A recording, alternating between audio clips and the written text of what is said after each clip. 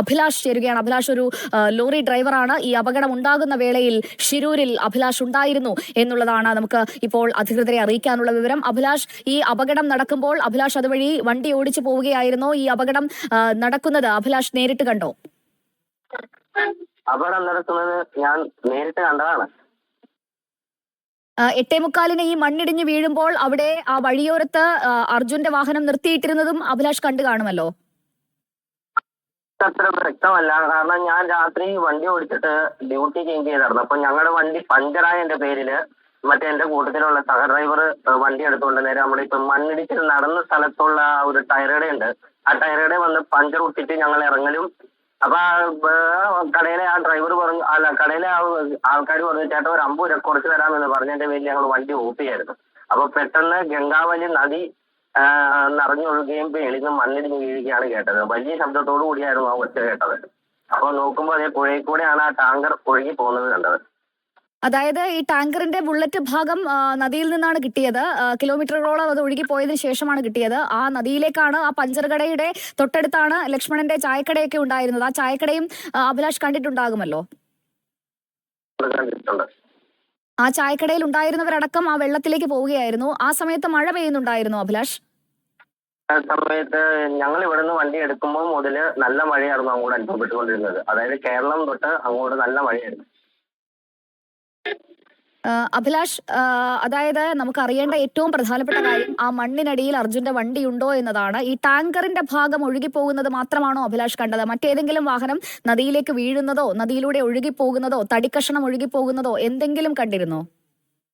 ഒരു കാരണവശാലും ആ വണ്ടി പുഴയിൽ വീഴാൻ ഒരു കാരണവശാലും സാധ്യതയില്ല. കാരണം ആ ഗംഗാവലി നദി ഒഴുകുന്നതിന് മുമ്പായിട്ട് വലിയ ശബ്ദത്തോടു കൂടിയായിരുന്നു ഈ മണ്ണിടിച്ചിലുണ്ടായത്. അപ്പൊ ആ ടാങ്കർ വന്ന് വെള്ളത്തിൽ പതിഞ്ഞതിന്റെയാണ് ആ ഗംഗാവലി നദി ഒരു 5 മിനിറ്റ് നേരത്തെ റോഡിലോട്ട് കയറിയത്. അപ്പോൾ ഞങ്ങൾ ഒഴുകി പോകുന്നത് കണ്ടത് ടാങ്കറാണ്, അല്ലാണ്ട് അർജുന്റെ വണ്ടിയോ അർജുനോ പോകുന്നത് ഞങ്ങൾ കണ്ടിട്ടില്ല. കാരണം ഒരു കാരണവശാലും ആ വണ്ടി അങ്ങനെ പോകാനും പറ്റൂല. അഭിലാഷ്, ഇത് നമുക്ക് പ്രതീക്ഷ നൽകുന്ന കാര്യമാണ്. ആ മണ്ണിനടിയിൽ മലയോരത്ത് പാർക്ക് ചെയ്ത ഇടത്ത് തന്നെ അർജുന്റെ വണ്ടി ഉണ്ടാകും എന്നുള്ള പ്രതീക്ഷയ്ക്ക് കനം വെക്കുന്നതാണ് ഇപ്പോൾ അഭിലാഷ് പറഞ്ഞ ഓരോ കാര്യവും. അന്നത്തെ ആ ദിവസത്തെ അതായത് 16-ാം തീയതി രാവിലെ അഭിലാഷ് കണ്ട കാര്യങ്ങൾ ഒന്ന് വിശദമായി ഒന്ന് പറയുമോ അഭിലാഷ്? ഞങ്ങൾ ഇവിടുന്ന് നാസിക്കിന് കൊക്കോലോടും കെട്ടിക്കൊണ്ട് പോവാണ്. ഞാനും കോതങ്കലത്തുള്ള ഒരു ബസ് ഓടിക്കുന്ന ഒരു ഡ്രൈവറും ഉണ്ട്. അപ്പോൾ ഞാനാണ് രാത്രി വണ്ടി ഓടിച്ചത്. അപ്പൊ ഞാൻ ലാസ്റ്റ് ടോൾ ഗേറ്റിന്റെ അവിടെ വെച്ച് വണ്ടി പഞ്ചറാവുകയും ഞാൻ ഡ്രൈവറെ ഡ്യൂട്ടി ചേഞ്ച് ചെയ്തിട്ട് ഉറക്കം വരുന്നുണ്ട്, ഞാൻ കിടന്നു. അപ്പോ ഡ്രൈവർ വണ്ടി എടുത്ത് ഈ അങ്കോള മണ്ണിടിച്ചിൽ നടന്ന സ്ഥലത്തെ പഞ്ചർ കടയിൽ കൊണ്ടുവന്ന് പഞ്ചർ ഒട്ടിച്ച് ഇറങ്ങുന്ന നേരമായപ്പോഴത്തേനും ആ കടയിലെ 2 ഭായിമാരെടുത്തുന്ന ഒരു പഞ്ചർ കടയായിരുന്നു. അപ്പൊ അവര് പറഞ്ഞു, ചേട്ടാ ഒരു 50 രൂപ കുറച്ച് തരാം വാ എന്ന് പറഞ്ഞതിന്റെ പേര് ഡ്രൈവർ പെട്ടെന്ന് വണ്ടി ഓഫ് ചെയ്യുകയായിരുന്നു. ഓഫ് ചെയ്ത സമയത്താണ് ഈ വലിയ ഒച്ചത്തോട് കൂടിയിട്ട് ഈ ഗംഗാനദി ഒഴുകി നേരെ റോട്ടിൽ കയറുന്നതും. ആ സെക്കൻഡ് ഒരു എന്താ പറയുന്ന ഒത്തിരി സെക്കൻഡ് നേരം ആയില്ല, അപ്പൊ തന്നെ ആ മണ്ണ് അവിടുന്ന് വലിയ ശബ്ദത്തോടു കൂടി തന്നെയാണ് ആ മണ്ണിടിച്ചിലും ഉണ്ടായത്. അഭിലാഷ്, അതായത് ഈ പഞ്ചർ കട എന്ന് പറയുന്നത് കുറച്ച്, അതായത് ഒരു 10-200 മീറ്റർ അപ്പുറത്താണ്. ഈ കട, ഈ മണ്ണിടിച്ചിലുണ്ടായതിന്റെ കുറച്ച് അപ്പുറത്താണ് അല്ലേ?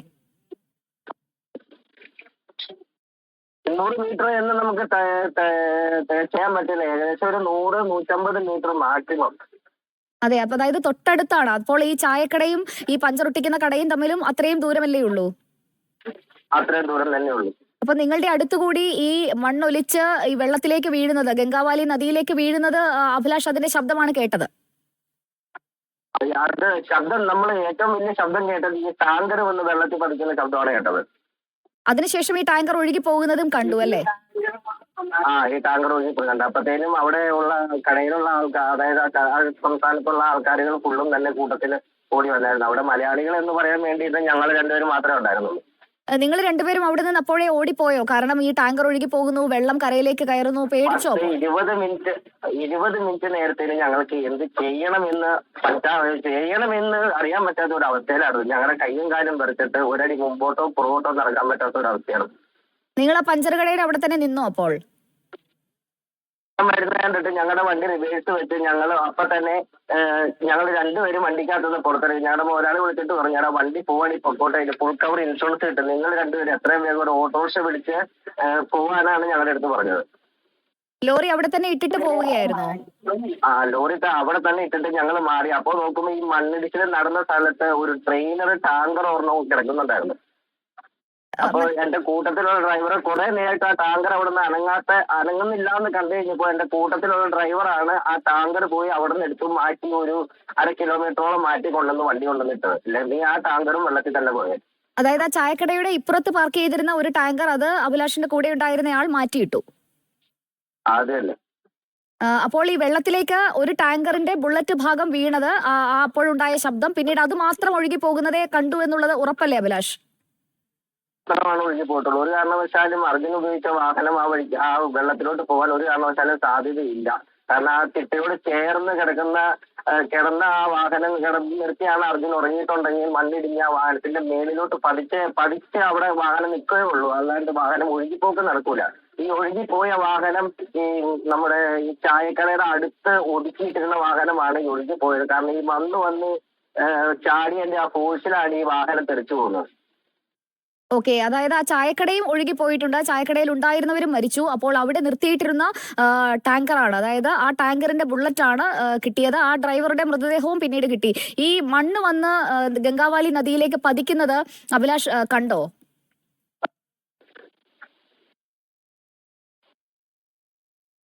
അഭിലാഷ്, ആ മലയിടിഞ്ഞ് ആ മണ്ണ് ഒന്നാകെ ഒലിച്ച് 2 വഴികളും 2 റോഡും കടന്ന് നദിയിലേക്ക് വീഴുന്നത്, ഒരുപാട് മണ്ണ് ആ നദിയിലേക്ക് വീണിട്ടുണ്ട്. അപ്പോൾ അവിടെ പോയി പിന്നീട് നോക്കിയിരുന്നു അഭിലാഷ്?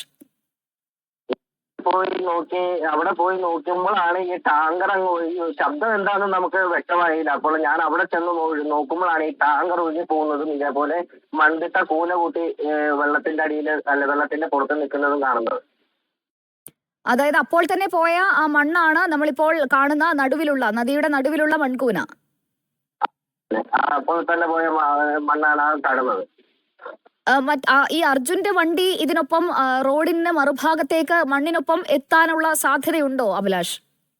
ഒരു കാരണവശാലും പോകാൻ സാധ്യത. കാരണം ആ റോഡിന്റെ സെൻട്രലായിട്ട് ഈ ക്രോസ് ബാറുകൾ, അതായത് ഈ കെട്ടായിട്ട് 2 സെക്ഷനായിട്ടാണല്ലോ ലൈൻ തിരിച്ചിട്ടേക്കുന്നത്.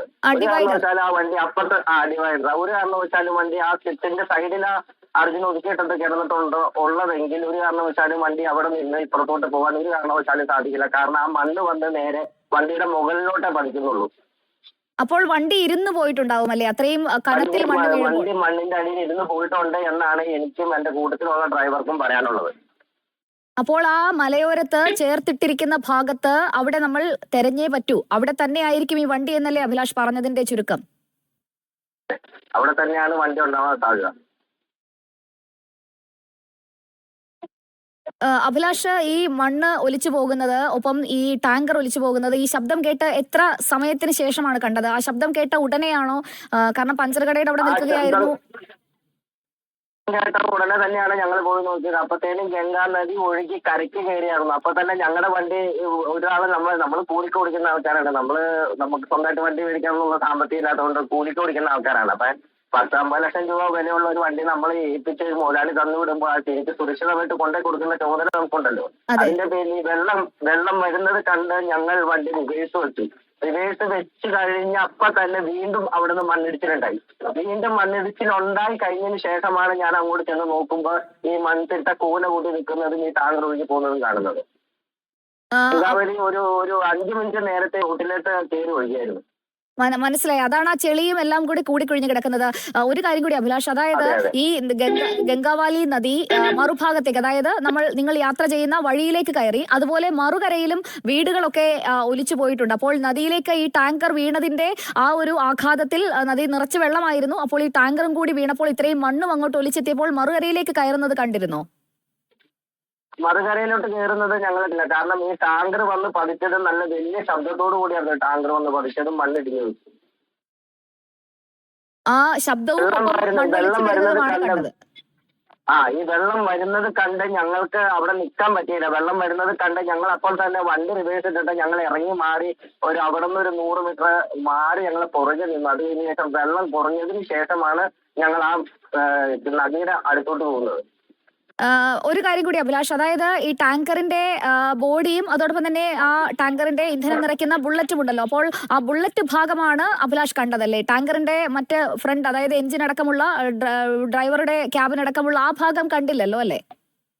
ഇല്ല, കാണില്ല. ഈ ബുള്ളറ്റ് ആ ടാങ്കർ ഭാഗം മാത്രമാണ്. ഈ രണ്ട് മറച്ചില് അതായത് നമ്മൾ ഈ നീന്തി അതായത് ഒരു സാധനം വെള്ളത്തിനകത്ത് കഴിയുമ്പോൾ നമ്മൾ എന്താ പറയുന്നത്, അതിന് നീന്തി പോകുന്ന ഒരു മെത്തേഡ് ഉണ്ടല്ലോ ഈ ടാങ്കറിനൊക്കെ. രീതിയിലാണ് ഈ ടാങ്കർ ഒഴുകി പോകുന്നത്. ഓക്കെ, അപ്പോൾ അതിൽ നിന്ന്, ആ വാഹനത്തിൽ നിന്ന് ആ ബുള്ളറ്റ് ഭാഗം വേർപെട്ട് വെള്ളത്തിലേക്ക് പതിക്കുന്ന ഒച്ചയും പിന്നീട് അത് ഒഴുകി പോകുന്നതുമാണ് അഭിലാഷ് കൃത്യമായി കണ്ടത്. അതെ. അപ്പോൾ ആ വണ്ടിയുടെ ബാക്കി ഭാഗം മണ്ണിനടിയിൽ ഇരുന്ന് പോയിട്ടുണ്ടാകും അല്ലേ?